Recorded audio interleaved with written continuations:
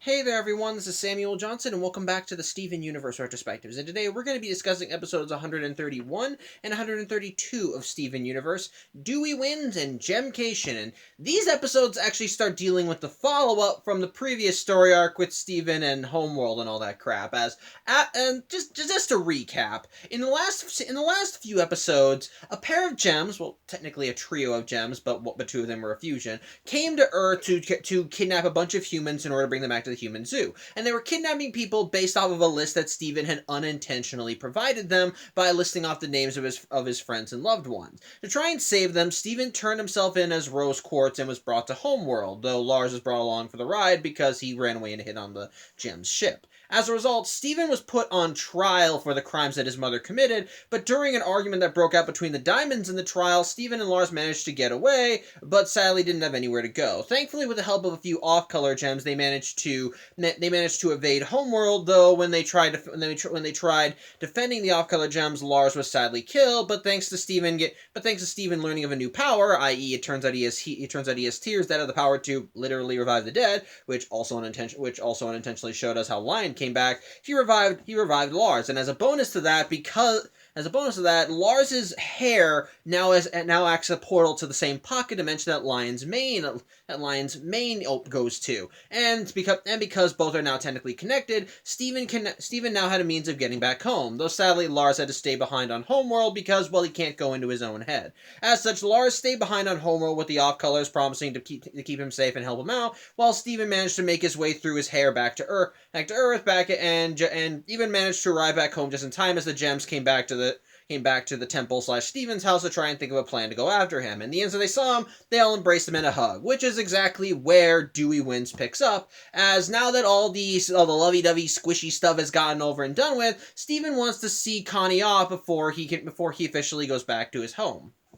However, as Steven and Connie are leaving, Connie seems a bit distant. She's just not talking to Steven, not looking at him, and when Steven does manage to get any words out of her, it's just dour and usually just one-word responses. Of course, Steven's like, "Oh, Connie, what's wrong? That's okay. Aren't you happy to see me again?" And while Connie does admit, yeah, she is happy to see him, she also admits she's a little hurt. Because, well, what Steven did end up saving everybody, as well, at the end of the day, Steven's sacrifice saved more people than it lost, with the exception of Lars, but he's alive again, so it's kinda doesn't count, but whatever. The point is this: while what Steven did at the end of the day was noble, and it did end up saving all the people that he had unintentionally put in harm's way, he did it himself.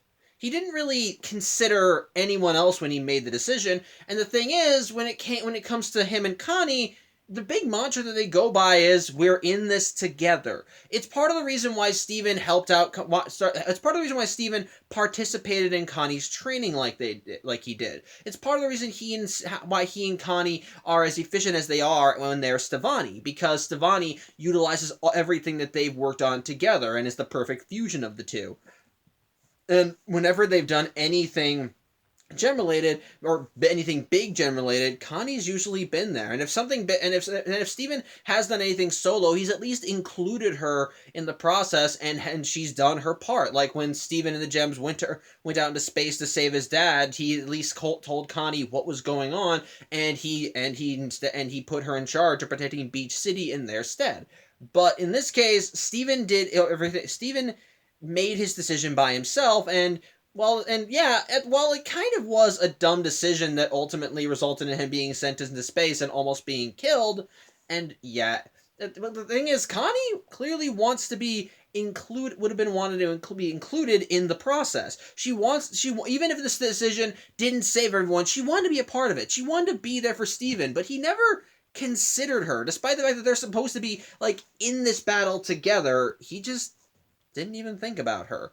Of course, Steven, being the dumb boyfriend in this scenario, doesn't really understand why she's so upset. He's like, "Oh, come on, it was the only way. It was my fault. I had to turn myself in. It was the best decision. Nothing could be done for it." It's like he's literally just brushing away her concerns, and it's clearly affecting Connie a bit. And what I love is that as Steven is escorting Connie away, Lion's with them, but as Steven kind of is just brushing off all of Connie's concerns, Lion just goes over to Connie's side, and so when Connie realizes, you just don't get it. As she asks Lion to take her home, and Lion just does like a sideways glare at Steven before he takes Connie back to her house. And yeah, spoilers, we don't see Lion for a good few episodes after this. But basically, Steven's just all like, "Oh, it's like, oh, come on! Like, I was the one that made the big decision here." And he's a little offended why Connie isn't as happy. And the next day, he tries texting her as if everything is normal, but it's clear that something's a bit off with Steven, and it's just taking him a minute to realize it. But we're gonna put that aside for now because hey, there was still someone lost in space, and that someone had loved ones that are probably going to be concerned for his well-being and whereabouts. So Steven realizes he has to go to each of Lars's friends and family in order to tell them, yeah, Lars is stuck in space. And his trial run is Sadie at the Big Donut, who once she learns what happened to Lars, just freaks the hell out and is just worried sick about him. And after Steven does manage to calm her down, she is asked, well, did you tell his parents yet? And Steven's like, actually, you were my trial run. So Sadie decides, well, she'll go with Steven to go tell Lars's parents. And so the pair of them leave the Big Donut, but as they're going along, they see a crowd of people gathered around Fish Stew Pizza, kind of rallying and sounding kind of like an angry mob. As such, Steven and Sadie go in to investigate, and it turns out what's going on is that it's a rally being held by Nanafwa. Why? She's running for mayor! Yeah, so with all of the recent abductions that had happened in Beach City with Gems kidnapping people and planning to bring them back to a human zoo, yeah, the obvious question is, why wasn't that stopped? And Nanaflaw's response is, why didn't Mayor Dewey stop it? After all, he's the mayor. He's the one in charge of everything. Yet he just did nothing. He just let the aliens come in, grab people, and almost run away. And ultimately, she's just stating that the basis for her election promise is that Mayor Dewey is an ineffective leader, and Beach City essentially needs new blood. Which is where she comes in, as she says that she can be that new blood. She's running for mayor, and she wants to ultimately make Beach City a better place. Which, yeah, everyone's all for. Of course, Steven is a little concerned about this because, well, it wasn't Mayor Dewey's fault that all that shit went down with the gems. And Steven realizes that with all the fire that's being thrown at Mayor Dewey's way, he's gonna need some support. As such, he sends Sadie off to go tell Lars's parents about what happened to him, while Steven goes to Mayor Dewey's office to try and give him support. And yeah, we see when Steven gets there, we do see some of the protesters outside of the office. They're holding up picket signs, kind of denouncing Dewey. And as such, Steven and Dewey get to talking, and Steven says that he can at least give a solution, and he can explain what really happened, and that things are his fault, and that Mayor Dewey won't have to worry about it, which is kind of good for Mayor Dewey because he's a little worried about having a sudden opposition, because apparently in all the years he's run for mayor, he's run unopposed, which is actually does explain a good bit of his behavior. I'll get to that when I start giving my thoughts on the episodes. My point is, Mayor Dewey is a little worried about this, but he's at least thankful that Steven will try and give him support. As such, Steven and Dewey end up holding a rally on the boardwalk, with Steven giving the full story, explaining how it was his fault, and that Mayor Dewey was ultimately clueless and that everything's not on him. Unfortunately, Steven words it in the worst way possible, as he goes on to say how Mayor Dewey's go-to plan is to just hide under his desk, not do anything, and just lay low throughout all this, which it's not those exact words, but the meaning is clear. It makes it sound like Mayor Dewey just sits in his office with his fingers in his ears and does nothing. It's actually kind of funny. And even Dewey's like, oh, come on, and he immediately shuts Steven up as he tries to calm everyone down, saying that that's okay, no one's being abducted, we're all fine. To which Sadie in the crowd actually yells at Dewey, what about Lars? And turns out Dewey has no idea who the hell Lars is, and when Sadie does start going on and explaining who Lars is, what his job was, and who his parents are, he's like, oh, the donut boy? Well, don't you worry. Don't you worry, using my mayoral resources, I'll get us a new donut boy. He gets a tomato in the face for that remark, and he kind of deserves it.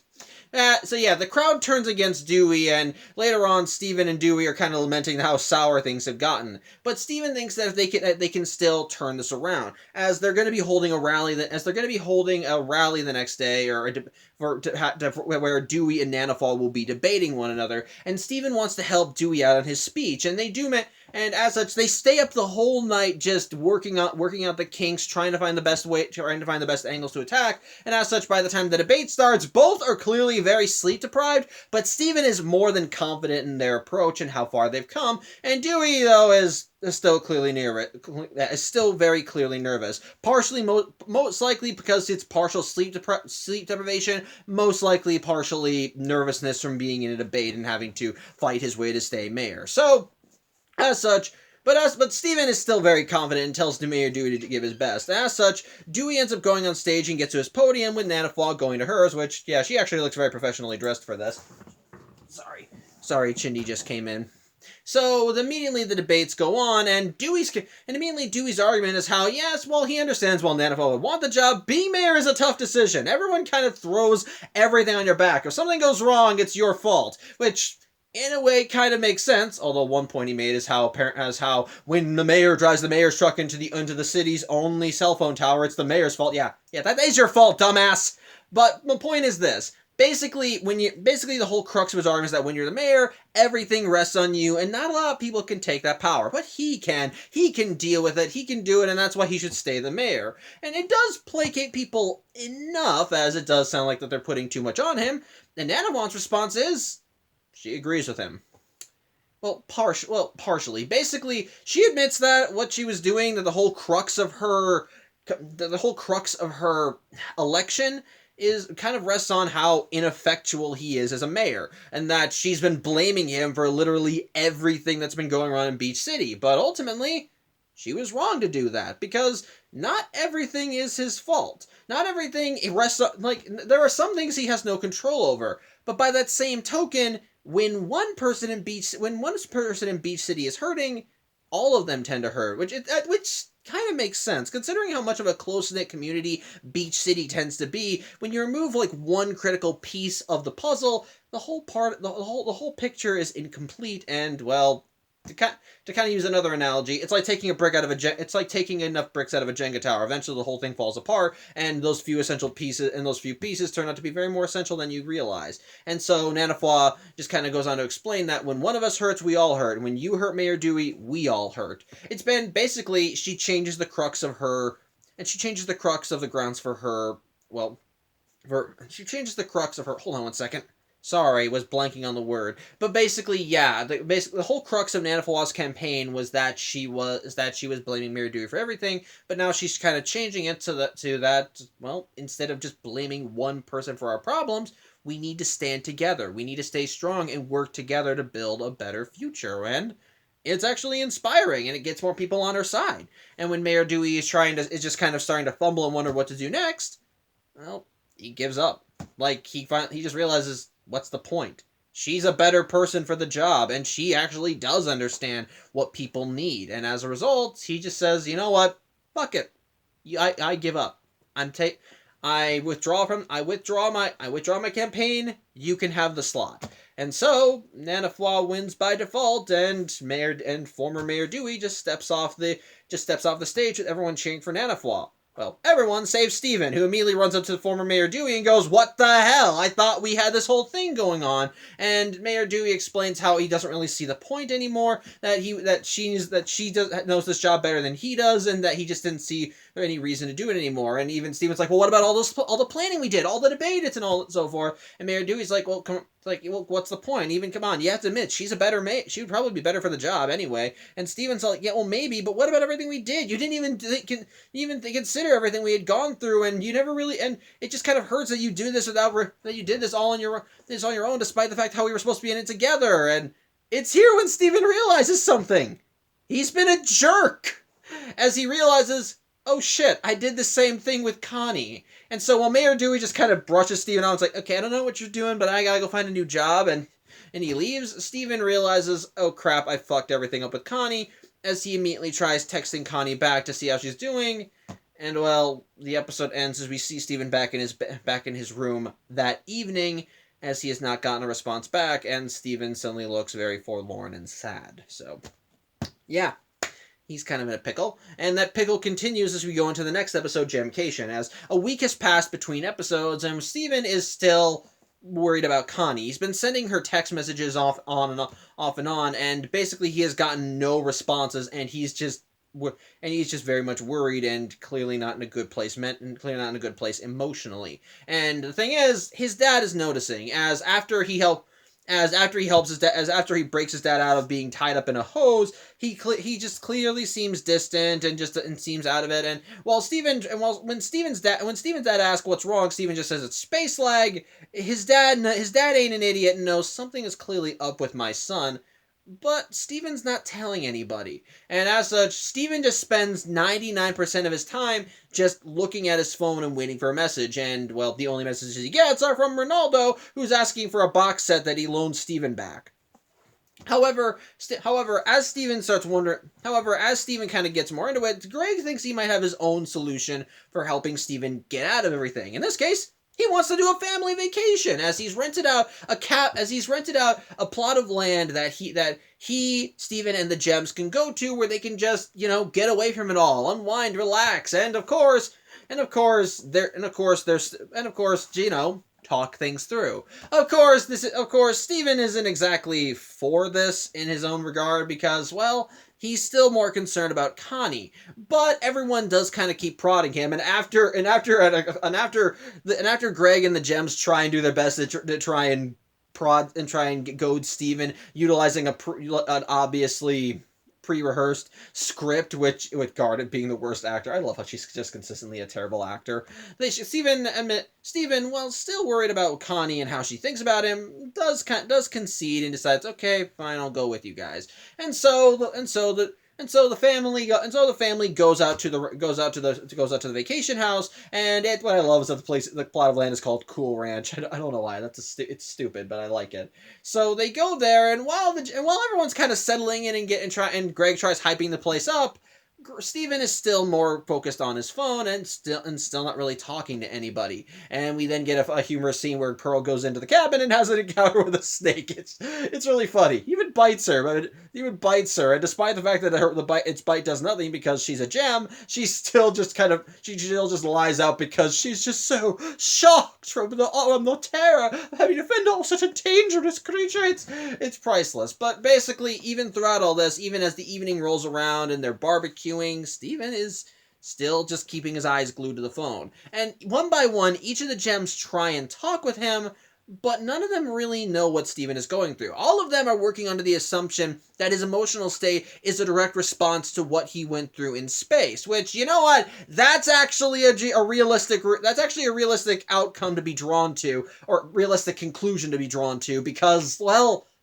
he was brought out into space, practically kidnapped, threatened, put on trial, and wanted having to fight for his life just to get back to Earth, and saw someone he cared about die in front of his eyes. Of course he's gonna be messed up. So the logical conclusion is that maybe he needs to talk about this. But since Steven's primary focus right now is on trying to get messages from Connie, he's not responding to any of them. Amethyst tries talking to him and tries saying it's okay to not be okay, but he completely misses the message. When Garnet tries getting him to talk to her in a hot tub, she misconstrues and thinks that Steven feels guilty for what his mom did, but that's really not it at all. In fact, Steven's response to that is that he doesn't give two shits about it. But then likewise, when the Gems try sending Pearl out there to talk to Steven, she does kind of start opening up to Steven and even kind of talks about how there are things that are impossible for her to tell Steven, but she wants to tell him. But as she tries getting to talk to Steven, Steven finally opens up, partially because he heard Greg confide in the Gems that he is worried about Steven, and that like the Gems, he believes that whatever Steven's going through is something space related, which he does not understand at all, and ultimately he believes the Gems are the ones that can get it out. As such, most likely either partially out of guilt or Steven finally hitting his breaking point, Steven finally exclaims he thinks Connie hates him, which what I love is that Greg and the other Gems Gems were clearly listening in. And when they realize Steven's finally ready to talk, they all just come right out and it's like we were listening in. On another note, continue. So, yeah, Steven opens up about all the dumb text he sent about what he did, about how Connie is hurt that she wasn't included and that Steven essentially abandoned her even though without really consulting her, not including her, or making her feel appreciated, all that good stuff. And as a result, he feels guilty and thinks that she hates him, and that he's just that's the root of why he's the way he is, because he hasn't gotten any messages back from her. And so with all that in mind, Steven kind of breaks down crying and runs away. And it's here Greg says, "Okay, this I can help with." As such, he does go to talk to Steven, and yeah, Steven admits that part of the reason why he didn't tell anyone about this before is because he felt embarrassed, and, well, he believed that if he did explain everything to Greg and the Gems, that they might kind of agree and all be angry at Steven too. But Greg admits that he doesn't think that they all hate, Greg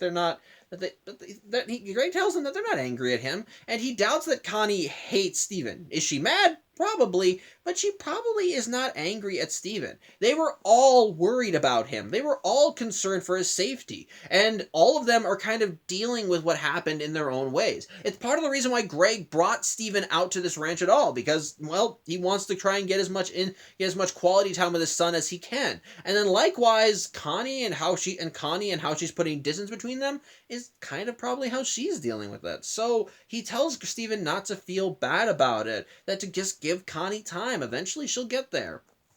But Steven continues talking about how he said all these dumb things in these texts, made jokes. At one point he made a joke about Connie and potentially losing her phone and replacing it with a tennis ball. And just basically Steven being goofy and dumb because of all the dumb things he did. And he shows the text messages to his dad and wonders why Connie hasn't gotten back to him, to which his dad responds, "Steven, we don't have service out here, and yeah, the bars are 0. As such, Steven immediately freaks out because he thinks, "So Connie could have been sending me messages all the time, and now she thinks I'm ignoring her." So immediately, he just piles everyone into his dad's van as they go and try to find somewhere where Steven can get service. And ultimately, they do find it at the top of a cliff. As such, Steven does manage to open up messages on his phone, and again, all he's gotten are texts from Ronaldo asking him about the box set, and eventually talking about how he broke into his house and stole it. I'm not even kidding. That's what happened. Ronaldo's voice doesn't ever say it because he actually narrates each of his texts. But if you read the text, you'll see that he actually broke into Steven's house and just took the box set back. It's kind of funny. But either way, Steven still feels forlorn that Connie's not talking to him. But his dad lets him know he's still there, and so they just kind of have a moment as they kind of rest on top of his van, and the Gems come up and join them, and they all just have this nice, sweet, quiet moment as they all just kind of enjoy each other's presence and look at the stars together. It's nice. It's a nice, little bittersweet, but overall a wholesome moment, so there you go. So, okay, thoughts on these episodes? I think, well, for starters, I think as follow-ups, I think they work. In this case, I like that we kind of get into more of the emotional side behind what Steven did, because, well, when you're in a life or death situation, you kind of sometimes you tend to think of things you tend to kind of be more calculating in your decisions. What ultimately affects those calculations, as we'll call it, depends entirely on the person. Like, some people will think of cost benefits to doing one thing versus another, or likewise taking a certain action over something else. And so, as a result, people tend to make brass decisions if they feel they have no choice. Sometimes the options they consider are how to best protect themselves. Other times they're wondering how to best protect everyone else. And in the case of Steven, what he did was ultimately a brash decision in what he thought was a life or death scenario, with the lives of his friends versus the life of himself. And as we've established, Steven tends to care more for other people than he does his own well-being, which kind of helps explain why he has the issues he has, but we'll get to that on a later date. My point is this: while what Steven did at the end of the day did save his friends and family, with the exception of Lars, it was also a decision that he didn't even that he kind of came to on his own. And in these episodes, we see that Steven really does not fully comprehend what his decision would do to the people that he left behind. basically in his mind, yeah, they're worried and upset, but hey, they're alive to be worried and upset, so it's all good. It's all good. See, you're all safe. I'm back on Earth now. We can just go right back to the way things were. Except the problem is this. The events that Steven took part in have consequences, and Steven really does not seem to be considering the consequences. While he understands how people are going to react to certain bits of knowledge, like when he told Sadie about what happened to Lars and realized, okay, I gotta go tell Lars's parents, and obviously is worried about how they'll react, in his mind, what's going on with Lars is a temporary thing. They'll figure out a way to get Lars back, and hey, Lars is alive at least, so you know what? Everything's fine. He may not be like he was before, but you know what? They're gonna do everything they can to help him, and eventually he'll be back on Earth serving donuts at the Big Donut again, and it'll be all nice and good and dandy. And that's the problem, though.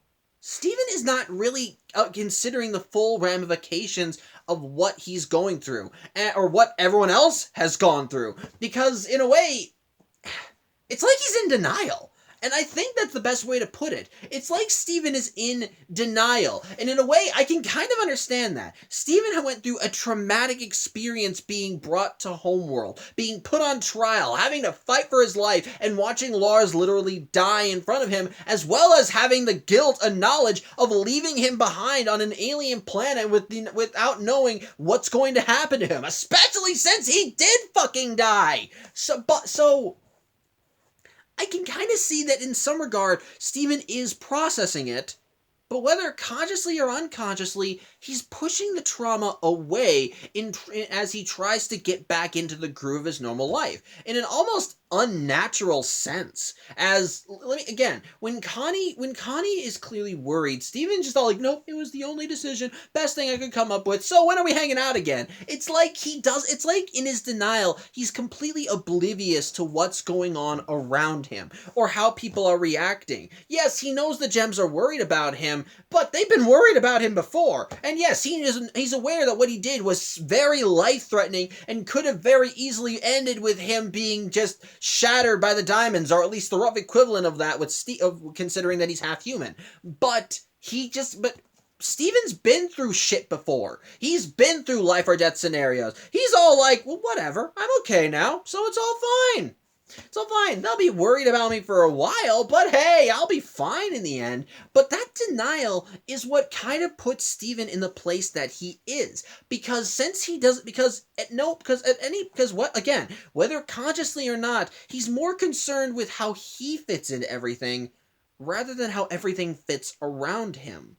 In the case of Connie, she's kind of the biggest outlier in that regard, and as a result, Steven has throughout all of Dewey Wins, it's like Steven is just trying to keep everything together. With Connie, he thinks that everything is okay with her, and it isn't until the end of the episode when he starts feeling, when he's put in a similar situation to her, that he realizes what she's going through, and could probably feed into why he has the guilt that he has at the end of the episode and all throughout the Gemcation episode. As in both of those cases, it's Steven realizing that his actions have probably shot his and Connie's friendship in the foot, and he's just desperately doing everything in his power to hold it together because he doesn't want to lose someone so close to him, someone that's been there for him through so much. But ultimately, considering that Connie goes radio silent and Steven has not heard a single thing back from her, it does worry him.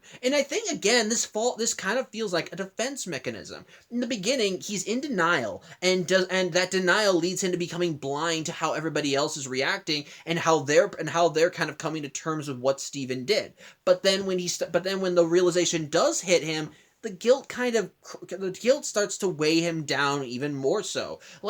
Going with Mayor Dewey, part of the reason why I believe he tries so desperately to keep Mayor Dewey in the runnings and stay the mayor of Beach City is because Nanafwa is blaming Mayor Dewey for what Aquamarine and the Topaz twins did, because he did nothing. And in Dewey's defense, he was clueless. The Steven and the Gems did not advertise people are being kidnapped, and it didn't become a regular thing. But likewise, people did report that they were missing. People did report that that individuals throughout Beach City were not coming into work. And whether or not they went to the police and said, "Hey, my friend or my son or whoever has not shown up in X amount of days, can you go look for him?" They still put up flyers. So I will understand why he wouldn't be ignorant. But that being said, it's not like the Gems told Mayor Dewey about this. So I am going to probably say it's 50-50 on Mayor Dewey's part. My point is this: Steven directly believes that Mayor Dewey being ousted and called out like he is a direct result of his decisions,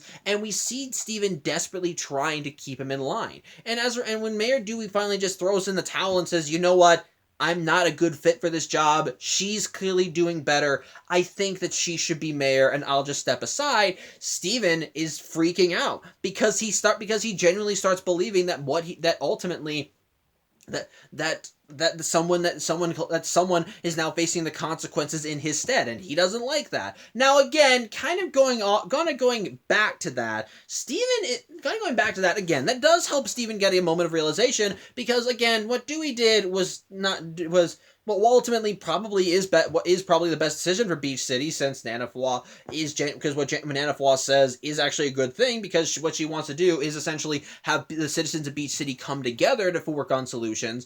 At the end of it, when it comes down to it, Steven feels offended because Mayor Dewey didn't do anything to talk to him about it, he didn't talk to him about it. Sorry, my words are all garbled. But yeah, he didn't talk to Steven about it. He just did it without any consultation. Despite all the work they put in, he just threw his hands in the air and said, "Fuck it, I'm not interested." Despite the fact that Steven had just as much a hand in this as Dewey did at this point, at least in terms of the election. So as a result, it does kind of help give Steven a bit of empathy, but but in another emotional sense, you can see why that decision would kind of make Steven crack a little, because when that realization hits Steven, it finally gives him the clarity to realize, I've kind of screwed things up for people. Not only does the mayor's authority get challenged to the point where someone else steps up and actually wins, but on top of that, someone that is supposed to be close to him, that he trusted so implicitly, who up till she met him was a normal person who he let into this side of his life, and became so integrated into it that she trained to be a fighter. She joined him on missions. They fought bad guys and monsters together, and he helped her come out of her shell and become more fierce, more outgoing, and so forth. And now he thinks he fucked it up. He thinks that he's ruined any chance he's had with her. And realistically, that decision starts eating away at him. And again, I think it feeds back into Steven kind of still in denial. That Steven, before, Steven just assumed that if he acted like everything was fine, then things would eventually be fine. That even if someone was upset, they'd get over it. It's part of the reason why he didn't worry about the Gems, despite the fact that they were also scared of letting Steven out of their sight again. That he just assumed that eventually they would calm down. And he thought the same thing with Connie. But then when he started realizing that there are ramifications to his decision, he starts getting scared, because those ramifications are that people that were close to him may not be there for him anymore. And as a result, it does shake Steven up. And I think, in a way, this is how he tries processing the trauma, which sadly is still not a healthy way of processing the trauma, because he's not directly addressing what he saw in space, but rather is just focusing on the things that he uses to keep himself sane. In this case, Connie, which again, I can kind of understand that. It's someone close to him and he doesn't want to ruin that. But again, he's mostly directing all the negativity he felt from the trauma towards this one aspect of his life that seems to be crumbling. So you can kind of see that. So my point of this TED Talk is essentially Steven's response throughout these episodes to potentially losing Connie, to kind of being as obsessed as he is, to even in the beginning of Dewey Wins, when he's just kind of brushing everything off and just trying to pretend that everything is normal, and then going operating under the illusion everything will go back to normal if he just sits back and does nothing. It's ultimately, I think, just a coping mechanism. That underneath it all, Steven is still dealing with the trauma, but whether he knows it or not, he's pushing the trauma aside as he tries to get back into a stable place again. In this case is just going back into Beach City as if nothing changed. Just assuming his regular roles and just ultimately try and pretend that nothing happened, which ultimately ends up causing more harm than it does good, both for Steven and his relationships and for Steven himself. So, again, so that's some good character development. I think it's showcased perfectly, and it's done in a very nice, subtle way throughout the story. Which, speaking of, let's actually talk about the stories now, shouldn't we? Yeah, I kind of went off on a tangent with Steven's character development there. But yeah, aside from having these episodes deal with the consequences of what Steven has gone through, the episodes themselves also are very strong in how they're portrayed. In the case of Dewey Wins, just kind of going off of the whole Dewey election plot, that plot is decent. But it's also a plot that I think was a long time coming, because let's be honest here, Dewey sucks as a mayor. He's essentially the epitome of a crooked politician who's more concerned with PR and looking good than actually doing his mayoral duties. Like, I'm just gonna say this right now. The extent of his mayoral duties is making speeches, cutting ribbons, looking pretty, and driving around Beach City telling everyone to vote for Dewey come the next election, and putting on performances to make himself look good. The guy is just concerned with looking good and seeming appealing to the citizens of Beach City without actually doing anything to earn that praise. And quite frankly, I think him finally being called out on his shit was a long time coming. Even if we kind of go off the whole he had nothing to do with the gem thing, with the whole gem invasion thing and people being kidnapped. Like, you can kind of make the argument that potentially he had nothing to do with that. That ultimately, yeah, even if he did know about it, he couldn't have done anything to stop it, especially since he's a normal person. Even when things started going crazy with other gems, he still kept turning to Steven for help, so I guess maybe in a way he had what means, he just wasn't utilizing it properly. My point is, the dude clearly, even if he tried doing something to stop the gems from kidnapping people, he was not a good mayor. And so likewise, him struggling to try and hold it all together as well, it's a realistic outcome. And the whole episode just kind of showcases him clearly nervous from the outset, because I think in a way he knows he kind of sucks. He knows what he's doing, but because he's a Dewey, because his family are the ones that helped found Beach City and has been keeping it going, of course he thinks that he needs to look good, to maintain the integrity of the town, that as long as the leader looks strong, then people will be content, people will be happy, which actually lines up a lot with his outlines in previous episodes. I remember in the episode where the gems accidentally blew out the power in Beach City, Mayor Dewey had to go around and fib to everyone and tell them everything's gonna be fine, just to try and maintain some semblance of order, even though he had no idea what the hell was going on. And if he was a good mayor, he would have been actively looking into solutions instead of just telling everyone, it's all good, we're working on it, when really nothing was being done at all. He was just giving out pretty words. Again, epitome of a crooked politician, everybody. But does that mean, like, I don't think he, okay, I'll give some defense. I don't think he's a bad guy. But my major point and major argument is this. While this was a long time coming, and what I do kind of like is that underneath that bravado and self-absorbedness and his desire to make himself look nice to the point where he makes up shitty plays about his family to make themselves look like Gary Stu's superpowered individuals, there is a heart of a man who genuinely does care about Beach City. He does want Beach City to look nice. It's just that his ideas for how to keep Beach City strong are the wrong ideas. He thinks as long as it looks strong, then people will be content. But ultimately, that's ultimately why he concedes to Nanafwa, because ultimately her policies, and I use the word ultimately a lot, but yeah, her policies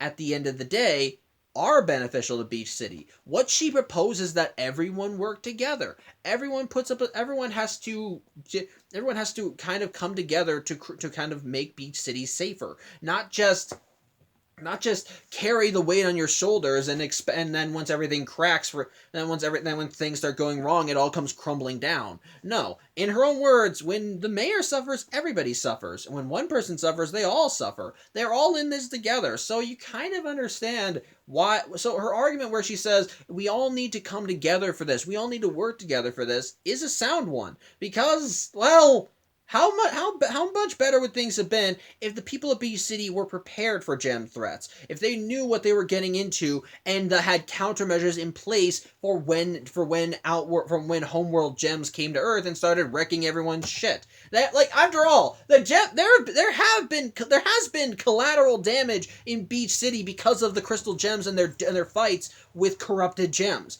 They have actually gone. There have been things that have happened there have been people and buildings that have been caught in the crossfire. Keep in mind that the gems got banned from Fish Stew Pizza because in one of their fights, the gem guard got thrown into into the Fish Stew Pizza sign, and then ultimately just walked away. So in a way, being prepared and knowing what's at stake, it makes sense. It would help actually make things better for everybody. And while Mayor Dewey is kind of flubbing his way through, it's his ultimate acceptance when he realizes, I'm not a good fit for this job, that ultimately allows him to accept that maybe Nanafwa should have it instead. Because again, while he likes to hype himself up, at the end of the day, there is a part of him that genuinely does care about the city because, well, his family did help build it. And while he does kind of go into a bit of a self-pity party as he realizes, not the mayor anymore, at the same time, he is kind of okay with having Nanafwa take his place. So,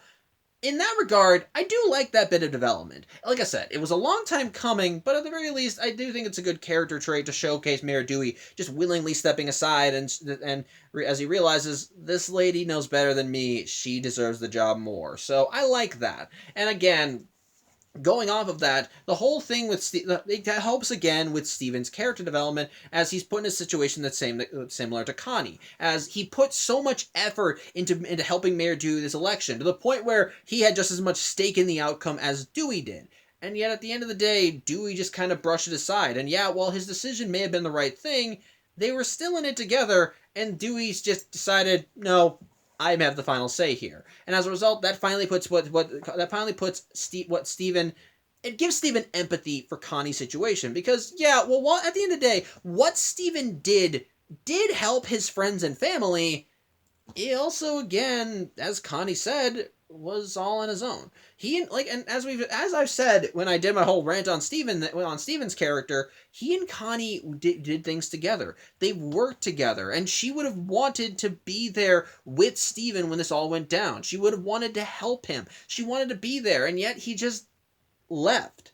Didn't really think about how that would affect anybody. He didn't realize how distraught people would be, how worried anyone would be. He just thought, no, this will be better for everybody. And just kind of ended there. And ultimately, it's Steven not realizing that that's what the problem is, that ultimately kind of puts him in hot water with Connie. Which, I kind of like that we get some conflict there. After all, Steven and Connie, while they have had occasional issues, there's never been anything too big that they haven't resolved by an end of an episode. That ultimately them talking about it is what's helping them out, is what's helped them get through it. But in this case, it's a clear lack of communication that's hurting them, as Steven is completely oblivious, and at first is completely oblivious to what happened to Connie, to the point where when she goes off, nothing is resolved, and by the time Steven realizes that there is a problem that needs to be fixed, well, Connie's not really in a position to want to talk to him. So as a result, the problem just keeps festering and grows, and I like that, and by the end, I do like that Steven kind of feels guilty for it. I do get that. When actions I performed have kind of harmed someone, it's impacted me as well, in ways that I probably am not, and I probably should be worried about, because I tend to get overly apologetic when I fuck shit up.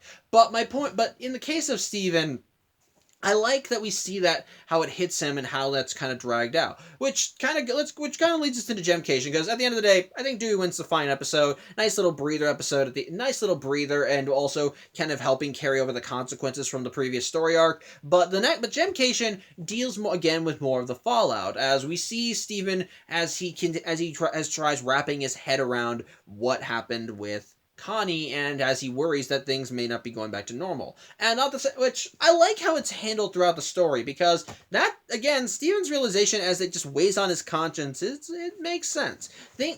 Makes sense. He keeps overly focusing on that, and again, I argue that this could potentially be Steven out kind of diverting the trauma that he felt from when going into space towards something more personal. And the way we see it continually go throughout the episode, it's a realistic reaction, because Steven was a huge part of because Connie is a huge part of Steven's life, and the idea of him potentially screwing that up and potentially never seeing Connie again because he screwed up so bad, it gets to him quite a bit. And so throughout the episode, as you see him just kind of looking at his phone going, come on, pick up, it's kind of real and kind of sad. And I don't mean sad in the sense of, oh, that's just sad. No, it's sad in the sense of, oh, that poor kid. Like, and throughout the, and on top of that, I like that throughout the episode, the gems are trying to help Steven.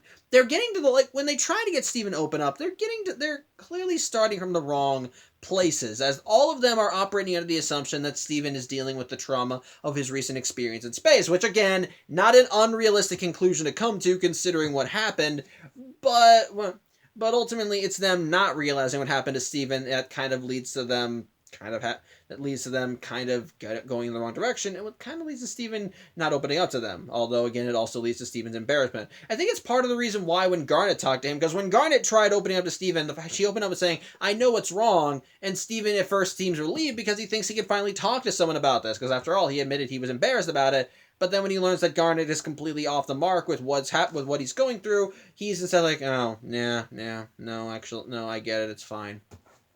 Like, it's clear that there's a part of Steven that wants to talk about this, but again, like he said, he's embarrassed. But again, going back to my main point, the gems because the gems are so kind of misconstruing and going to and reaching the wrong conclusions, it does start leading Steven to not want to open up to them a bit. Ultimately, they do probe him enough when he overhears how worried they are about him, as he does admit that he's afraid that Connie hates him.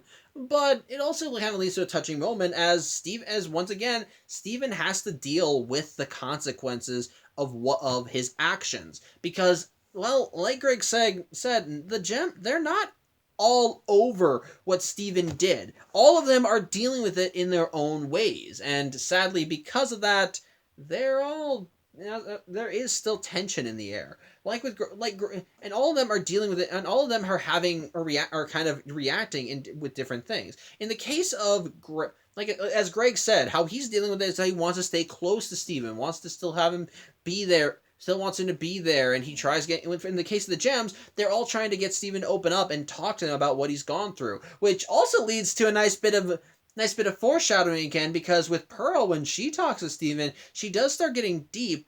And even admits to Steven, there are things that are impossible for me to tell you, but I want to tell you. And she does try to tell Steven, but she keeps covering her mouth. Very interesting stuff. Mm-hmm.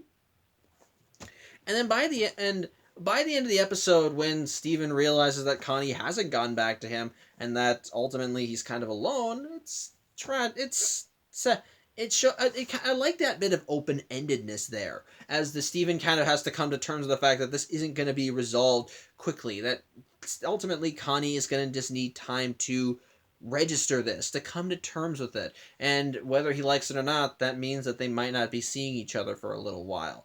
But by that same token, what leads to the bittersweetness is that he knows that he still has people he can rely on. His father, the gems, all of them are there for him. And all of them were worried, sick, and were scared, but they are still happy that Steven is here. And even Connie, while she may be upset with Steven, even admitted that she is relieved that Steven came back safe and sound. So I like that. I like the way they showcase that. It's a nice little way of showcasing drama and showcasing again Steven as he deals with the consequences of his actions. Again, it may not be the right reactions considering what's going on, as it's Steven essentially just trying to hold together anything that he still holds dear. But at the same time, it's also at the same time, it's dealt with rather well and kind of deals with the typical teen drama that you would kind of expect and everything that goes with it. And while also kind of assuring Steven that he does have people he can care about, that he cares about, that and relies on. On top of that, Gemcation was funny. I'm not kidding. It's like the whole episode. Well, throughout the whole episode, we have the whole emotional stuff with Steven as he just tries coming to terms with Connie not getting back to him. We also get some really good hijinks. I already mentioned the whole Pearl with the snake thing, or the gems and their shitty acting to try and convince Steven. But there also are some legitimately funny moments, like seeing Pearl's with Pearl in her aftershock moment, or when Garnet does try telling Steven about the war thousands of years ago when they fought Pink Diamond. At first, it's all silhouette and looks like everyone's ready for battle. But when Steven stops, it's like, yeah, I know. And immediately silhouettes are like, what? Like, well, come on, we're telling a serious story here. Hold on one second. Sorry, dog stuff. But yeah, the whole thing with Garnet's story, I thought was humorous. And when Steven finally does explode in the midst of what's essentially is this deep conversation with Pearl, it's actually kind of amusing. And then likewise, when the gems just pile out of the vacation, I was like, we weren't eavesdropping. On another note, continue. That was actually admittedly funny. And when Steven finally does get bars on his phone and learns that the only message he's got from Ronaldo, who again broke into his fucking house to get his box set back, I think it's funny. That's admittedly funny. Again, there's enough emotion there to still keep it going and still deal with the fallout, but it's tempered by some good comedy and hijinks from the main cast as they try to get Steven to open up. And likewise, it does lead to a heartfelt, somewhat sad, but ultimately enjoyable experience that does show that while the big problem is over, there's still some personal issues to deal with that sadly are not going to be resolved like that. Kind of like with when Pearl effed up and started rebuilding the communication hub or communication tower. Yeah, that's the word. So yeah, overall, both are a good pair of episodes. Got some great character stuff with Steven as we see him kind of go into denial with how he goes and how he registers the consequences of his actions. We got some good character tension between him and Connie as he's clueless to her concerns, and we see her kind of dealing with the fact that Steven didn't even think about her when he made his decision. I like the whole thing with Mayor Dewey, as I said, it was a long time coming, and actually it leads to some good character development and some good bit of empathy with Steven, which also leads to some funny moments in that regard. The end of the episode helped set forth Steven as he realized that he needed to fix everything, and the Gemcation episode I think is a nice little again breather episode as we see Steven still continuing to deal with the consequences, having the gems try to get him to open up about it, and finally by the end lead us again a bittersweet ending, as while Steven doesn't really get any headway with getting Connie back, at the very least he knows that he can rely on the gems and they're there for him if he ever needs them. So again, both are good episodes, and they're legitimately entertaining, while also still dealing with all that drama we all love so much. So, yeah, I think that's really all I have to say. So, yeah, thank you for watching. I'm Samuel Johnson, and I will hopefully see you next week as we see more consequences from Steven's actions take hold. And well, let's just say that Lapis is going to be starting to pack up shop in a bit. So, till then, I hope you have a good evening, and as always, take care.